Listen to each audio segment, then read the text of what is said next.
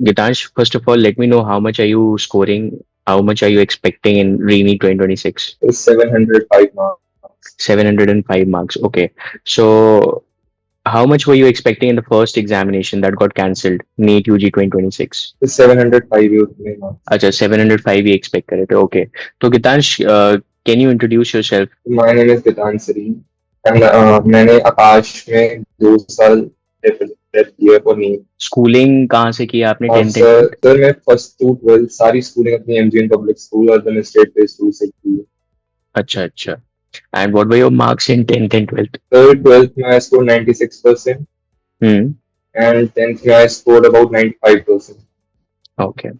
So, Gitansh, tell me, when did you start taking this preparation very seriously? When did you start being serious about this preparation for NEET 2026 or NEET 2026 sir examination? Sir 11th के day one से ही I was serious कि मुझे ये crack करना है. और ये inspiration कहाँ से आई मतलब आपको कि आपको दो साल मेडिकल फील्ड में ही जाना है या डॉक्टर बनना है? ये इंस्पिरेशन आपको कहाँ से आई? फिर ऐसे ही मतलब सुनते हैं कि बहुत नोबल प्रोफेशन है कि डॉक्टर्स मतलब इन जनरल मतलब बहुत रिस्पेक्ट करा जाता है जी. हमारे सोसाइटी में. तो एज सच मुझे था कि अपने फैमिली का पहले डॉक्टर बनूं क्योंकि मेरा कोई फैमिली बैकग्राउंड में कोई डॉक्टर नहीं है. Okay okay okay. हाँ जी गीतांश, तो मैं ये पूछा था कि out of the three subjects physics, chemistry and biology, which one is your favourite subject? सब physics. Physics. So can you share some tips and tricks for the preparation of physics, because a lot of students find physics बहुत challenging, उनको बहुत challenging लगता है physics. तो क्या आप कुछ tips and tricks share करेंगे?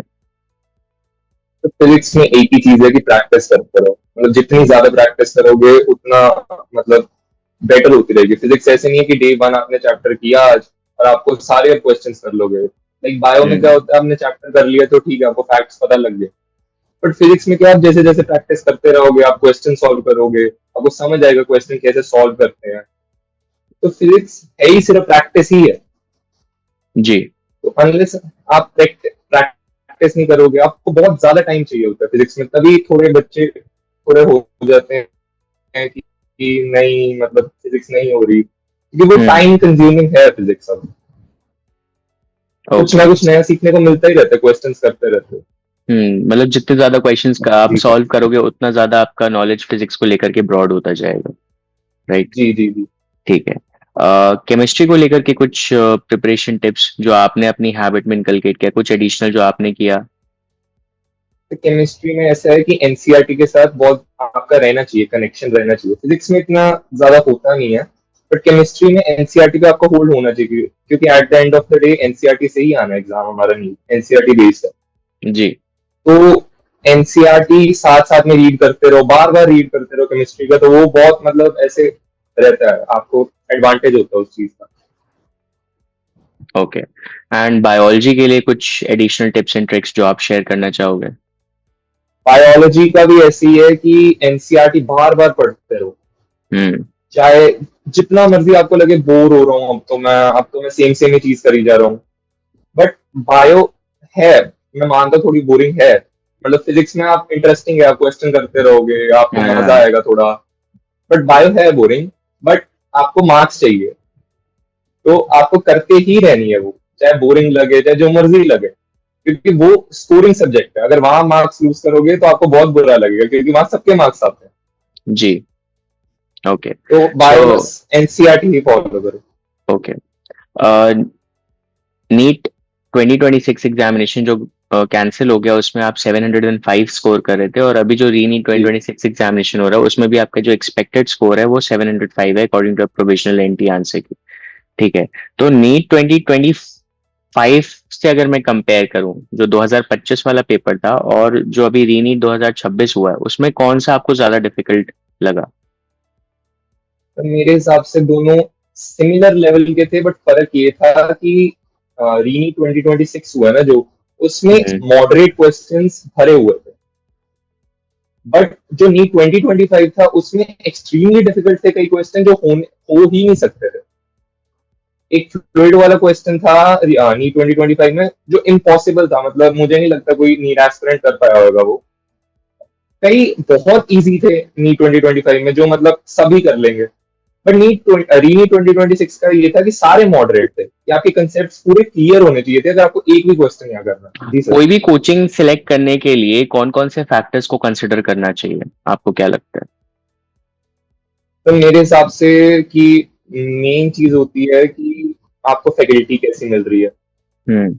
और उनकी टेस्ट सीरीज, क्योंकि at the end of the day test series ही आपको बताएगी कि आप कितनी प्रोग्रेस कर पा रहे हो, वो मार्क्स ही आपको बताएंगे। अब जैसे आकाश में नेशनल लेवल पे टेस्ट होते हैं, एटीएस होते हैं, तो वहाँ नेशनल लेवल पे आपको पता चलता है कि आप कहाँ खड़े हो रहे हो, आपका रैंक आता है, कहाँ स्टैंड कर रहे हो। अगर आप जी। सेल्फ अवेयर ही नहीं होगे कि आप ऑल इंडिया कहाँ खड़े हो रहे हो, आप बस पढ़ी जा रहे हो, आपको टेस्ट नहीं दे रहे, तो वो तो फिर आपको पता नहीं चलेगा ना, कि फिर नीट में आपको झटका आएगा कि अच्छा मेरे आगे इतने लोग थे, मुझे तो पता ही नहीं चला।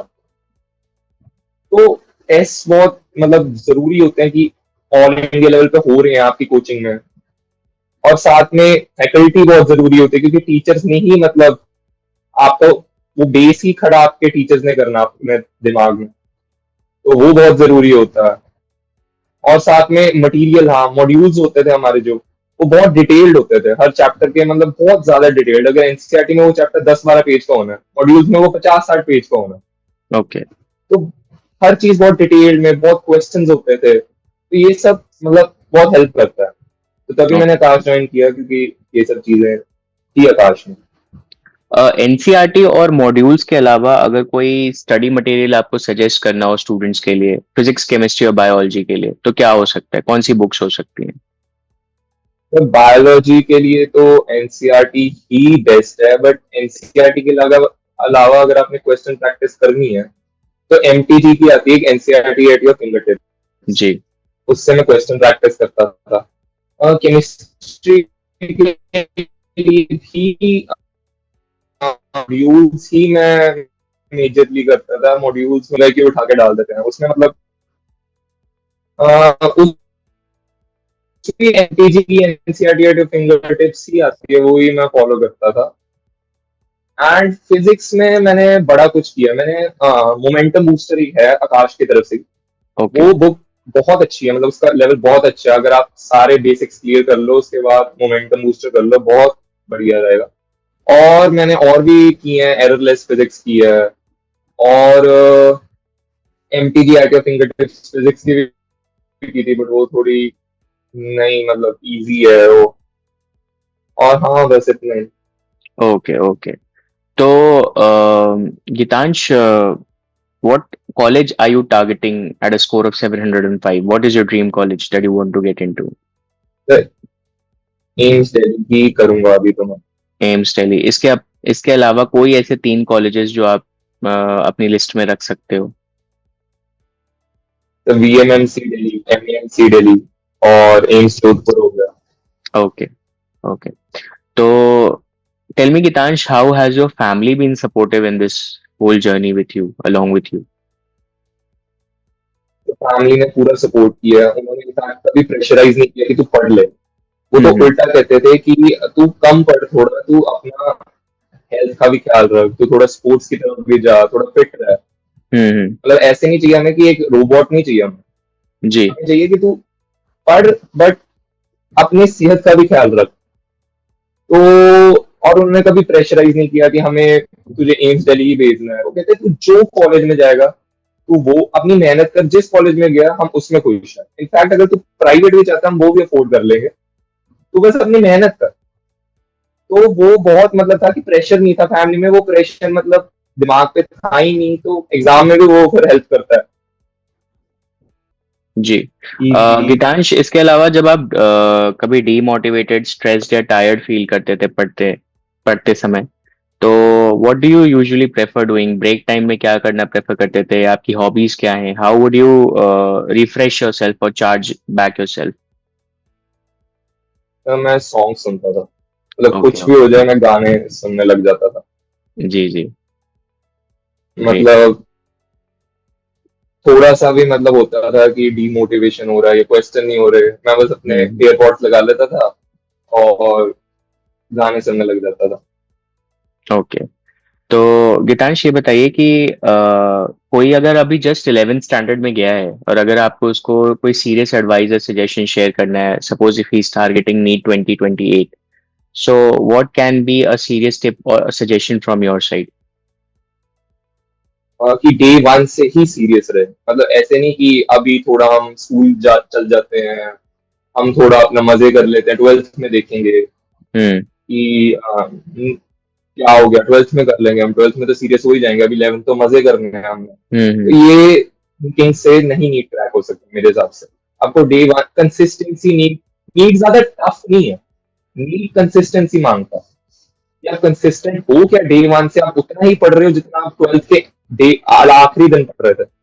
अगर आप पढ़ रहे हो तो आपका ऑफ कोर्स नीट क्रैक होएगा ही होएगा। ओके।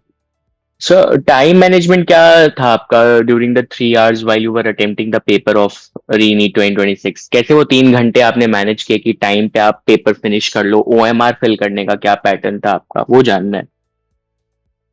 तो मेरा थोड़ा अलग पैटर्न था। जनरली लोग क्या करते हैं कि सारा एक पेपर अटेम्प्ट कर देते हैं और फिर लास्ट में ओएमआर भरते हैं। जी। मेरा था कि मैं साथ साथ में ही भरता रहा हूँ, मतलब ये क्वेश्चन किया इसका ओएमआर भर दिया, ये क्वेश्चन किया इसका ओएमआर भर दिया। तो मेरा थोड़ा डिफरेंट पैटर्न था, मुझे ये थोड़ा बेटर लगता था, मुझे लगता था मेरा यहाँ टाइम बच रहा है। जी। और मैं पहले बायो सॉल्व करता था क्योंकि बायो स्कोरिंग होती थी, रिलेटिवली इजियर होती थी। हम्म। तो मुझे होता था कि सबसे इजी मार्क्स सबसे पहले स्कोर कर लूं। बाद में मेरी फिजिक्स रिलेटिवली स्ट्रॉन्गर भी थी, तो मुझे था कि फिजिक्स में बाद में अच्छा खासा टाइम दूं कि बायो जल्दी से जल्दी सॉल्व कर लूं। तो ओके। सबसे पहले मैं बायो सॉल्व करता था, फिर मैं केमिस्ट्री सॉल्व करता था, एंड देन मैंने फिजिक्स सॉल्व की। Okay. Okay, great Gitansh. Gitansh, if anyone is scoring marks of 400 this year, what do you think, what would be a serious and honest suggestion from your side for that particular student or aspirant, अगर वो already 1 साल का drop ले चुका है तो?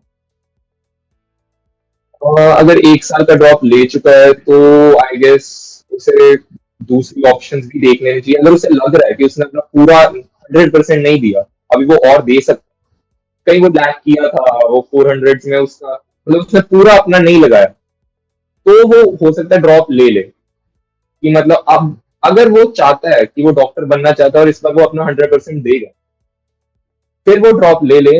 Unless नहीं तो अगर उसे लगता है कि उसने अपना 100% लगा दिया फिर भी उसके 400 में आ रहे हैं, तो वो कोई और ऑप्शन, और भी बहुत ऑप्शन है, सिर्फ डॉक्टर ही नहीं बनना होता मेडिकल में, और भी बहुत ऑप्शन है, तो वो उनको भी देख सकता है। अगर मेडिकल प्रोफेशन में बात करें, अगर एमबीबीएस को एक्सक्लूड कर दूं तो और क्या क्या मेजर प्रोफेशन है जिसमें लोग अपना करियर बना सकते हैं, ब्राइट करियर के लिए होपफुल रह सकते हैं?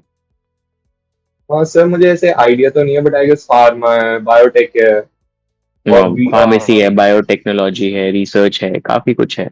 हाँ ठीक है। हाँ। Okay. Gitansh, tell me one thing. अगर कोई मेडिकल कॉलेज सेलेक्ट कर रहा है तो क्या क्या फैक्टर्स कंसिडर करने चाहिए उसको मेडिकल कॉलेज सेलेक्ट करने से पहले या उसमें एडमिशन लेने से पहले कि ये कॉलेज उसके लिए सबसे बढ़िया होगा, सूटेबल होगा ड्यूरिंग द काउंसलिंग प्रोसेस? क्या क्या फैक्टर्स कंसिडर करके एक मेडिकल कॉलेज उसको सिलेक्ट या उसको चूज करना चाहिए? मेडिकल कॉलेज एक हिस्ट्री से ही बनता है कि अगर एक अच्छा मेडिकल कॉलेज है तो उसकी हिस्ट्री होएगी ही होएगी। हम्म। उतना ज्यादा पेशेंट इनटेक होता है, जितना ज्यादा, क्योंकि उतनी ज्यादा आपको प्रैक्टिस होएगी। अब जैसे फॉर जी। एग्जांपल एम्स दिल्ली है, एक बहुत ज्यादा रेप्यूटेड, बहुत पुराना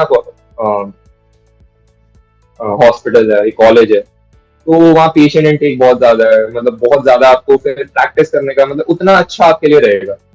ओके। तो जनरली सारे गवर्नमेंट कॉलेजेस अच्छे ही रहते हैं वहाँ, मतलब आपको अच्छा ही रहेगा। गीतांश, क्या लगता है कि अगर नीट 2027 में सीबीटी मोड इंट्रोड्यूस होता है तो वो कितना इफेक्टिव होगा या यूजफुल होगा स्टूडेंट्स के लिए? सर सीबीटी की बात की जाए तो उसमें लीक का चांस बहुत कम रहता है। अब जैसे जेई कितने टाइम से सीबीटी हो रहा है, तो वो लीक वाला फैक्टर खत्म हो जाता है सीबीटी में, क्योंकि अब पेन एंड पेपर पे पेपर एग्जाम होता है, तो उसमें बहुत चांस होता है कि वो लीक हो जाए, क्योंकि इतने प्रिंट करने हैं, 22 लाख स्टूडेंट्स ने देना पेपर, तो वो कहीं से भी मतलब बहुत मतलब फैक्टर्स होते हैं जहां से लीक हो सकता है एग्जाम। तो वो एक नॉर्मल स्टूडेंट के लिए बहुत अनफेयर रहता है, तो सीबीटी उस फैक्टर को खत्म करता है, तो इस बात पे वो बेटर रहता है थोड़ा। ओके। ओके गीतांश। गीतांश, एक रैपिड फायर लेते हैं आपके साथ, ठीक है? इंस्टेंटली आप आंसर करिएगा जो भी पूछा जाएगा। यूट्यूब लेक्चर्स प्रेफर करेंगे या offline lectures? Offline lectures. Offline lectures. Late night studies या early morning studies? Late night. Notes बनाना प्रेफर करेंगे या फिर कुछ वीडियोस सेव करना प्रेफर करेंगे? लेक्चर वीडियो सेव करना नोट्स। प्रेफर करेंगे? नोट्स बनाना। हैंड रिटन नोट्स बनाना प्रेफर करेंगे? ओके, 1 घंटा फिजिक्स पढ़ना या 1 घंटा केमिस्ट्री पढ़ना? 1 घंटा फिजिक्स। 1 घंटा फिजिक्स पढ़ना। ओके, नेक्स्ट, अगर कोई डाउट है तो आप पहले उसको इंस्टेंटली खुद से ट्राई करेंगे, सॉल्व करने की कोशिश करेंगे, या फिर तुरंत फैकल्टी को कनेक्ट करेंगे? खुद से पहले मैं ट्राई करूंगा। खुद से पहले आप ट्राई करेंगे, ठीक है। नेक्स्ट, अगर आपको कोई एक, तीनों में से कोई एक सब्जेक्ट ड्रॉप करना हो, फिजिक्स केमिस्ट्री बायो में से, from the NEET examination, what could it be? Physics generally एक डॉक्टर को आगे काम नहीं आती, तो physics. Okay, physics would you like to drop. Okay, कोई भी एक हेल्दी स्नैक या कुछ भी ऐसा स्नैक जो आप मोस्टली प्रेफर करते हो जब आप पढ़ने बैठते हो? मैं मखाने खाता था। मखाने खाते थे, ओके। कोई ऐसी फेवरेट वेब सीरीज या कोई भी ऐसा मूवी जिसने आपको इंस्पायर किया हो कभी ना कभी? कोटा फैक्ट्री देखी थी मैंने, तो उसमें एक लाइफ के बारे में पता चला था, एक एस्पिरेंट थी। जी जी जी, ओके। ठीक है, कोई ऐसी फेवरेट बुक या novel if you are into reading? No, I am not into reading. Okay okay, great.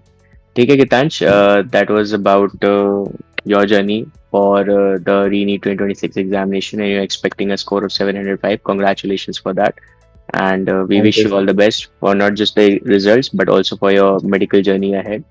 Okay, thank you for connecting Gitansh. It was nice meeting you, thank you. talking to you. Thank you. Thank you sir.